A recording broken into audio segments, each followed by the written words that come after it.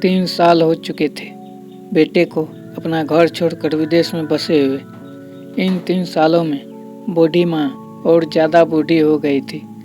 75 वर्ष की उम्र में सुलोचना देवी की याददाश्त काफ़ी कमज़ोर होती जा रही थी। उन्हें रोज़मर्रा की चीज़ें याद न रहती, लेकिन जो उन्हें हमेशा याद रहता था वह था उनका बेटा। दिन हो या रात, एक पल भी ऐसा न होता जब उन्हें अपने बेटे की याद न आती। दूसरी तरफ बेटा था जो साल भर में एक आध बार अपने माँ को फ़ोन कर लिया करता था और 1-2 मिनट से ज़्यादा बातें भी न किया करता। फिर भी यह बूढ़ी माँ टकटकी लगाए अपने बेटे का इंतज़ार करती रहती। एक दिन बेटे का विदेश से फ़ोन आया। हेलो हेलो, सुन रही हो ना माँ? अनिल बोल रहा हूँ, तुम्हारा बेटा। कैसी हो माँ? मैं ठीक हूँ बेटा। तुम, बहू और मेरा पोता कैसा है? माँ ने पूछा। सब अच्छे हैं माँ। मैं अगले हफ्ते गांव आ रहा हूँ माँ तुम्हें लेने। अब हम सब साथ में ही लंदन में रहेंगे माँ।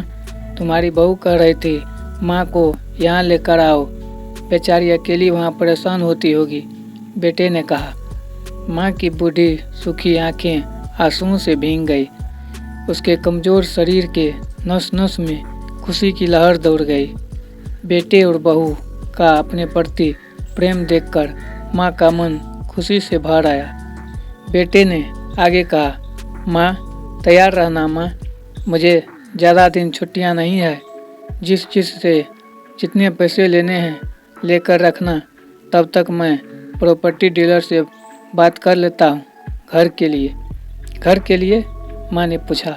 हाँ माँ, गांव का घर हमें बेच देना पड़ेगा। अब हम साथ में ही रहने वाले हैं, तो वहाँ पर घर रखने का कोई मतलब नहीं है माँ, बेटे ने कहा। बुढ़ापे की वजह से ठीक से चलने में असक्षम माँ ने पूरे मोहल्ले में घूम घूम कर अपनी इस खुशखबरी को सबको सुनाया। सभी को खुशी हुई। सबको लगा माँ जी के आखिरी दिन अपने परिवार के साथ खुशी से बीत जाएंगे। घर वापस आकर माँ ने अपने घर के कोने कोने को ऐसे देखा जैसे वह अपने दूसरे बेटे को देख रही हो। देखे भी क्यों न, उस घर को अपने बेटे से कम थोड़ी समझा था। अपने पति के साथ 40 साल यहीं तो बिताए थे, लेकिन अब मजबूर थी बुढ़ापे के आखिरी साल बेटे और बहू के साथ बिताना चाहती थी। दिल पर पत्थर रखकर घर बेचने के लिए माँ तैयार हो गई। आनंद फानंद में बेटे ने घर को आधे दामों पर बेच दिया। माँ ने ज़्यादा नहीं, लेकिन जिन चीज़ों से दिल लगा था उन चीज़ों को समेटा और बेटे के साथ टैक्सी में बैठकर एयरपोर्ट के लिए चली गई। एयरपोर्ट पर आकर बेटे ने माँ से कहा, माँ तुम यहाँ बेंच पर बैठो, मैं सामान और बोर्डिंग पास की जांच करा कर आता हूँ। वहाँ वक्त लगता है और खड़ा रहना पड़ता है, तुम्हें तकलीफ होगी, तुम यहीं आराम करो। मैं यूँ गया और यूँ आया। माँ बेंच पर बैठ गई और बेटा अंदर चला गया। काफ़ी समय हो गया, बेटा वापस नहीं लौटा। माँ सोचने लगी, ज़्यादा भीड़ होगी इसीलिए देर लग रही होगी। अंधेरा होने को आया। अब तो लोगों की चहलकदमी भी कम होने लगी। माँ को अब चिंता होने लगी। एक कर्मचारी ने आकर पूछा, किससे मिलना है माँ जी आपको? यहाँ पर क्यों बैठी है? डरती हुई आवाज़ में सुलोचना देवी बोली, मेरा बेटा अंदर सामान की जांच कराने गया है। लंदन जा रहे हैं हम। क्या नाम है माँ जी आपके बेटे का? कर्मचारी ने पूछा। अनिल नाम है मेरे बेटे का, सुलोचना देवी ने बताया। कर्मचारी अंदर गया और थोड़ी देर बाद बाहर लौटा।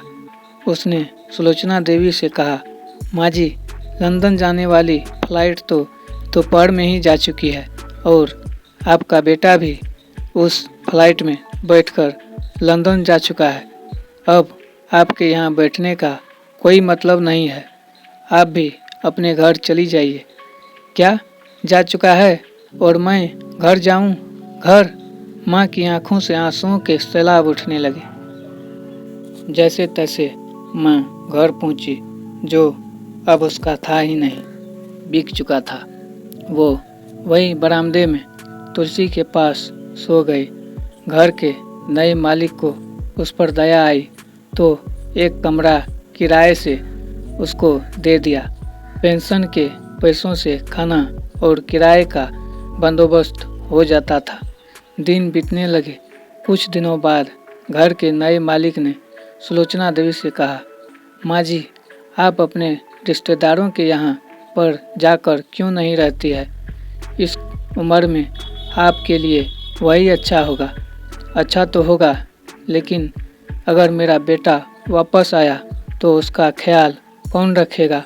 मेरा बेटा बहुत भोला है, उसे अपना ख्याल रखना बिल्कुल नहीं आता। मैं कहीं नहीं जाऊंगी, क्या पता कब उसे मेरी ज़रूरत पड़ जाए। माँ ने कहा, किसी ने सच ही कहा है, पूत कपूत हो सकता है, लेकिन माता कभी कुमाता नहीं होती।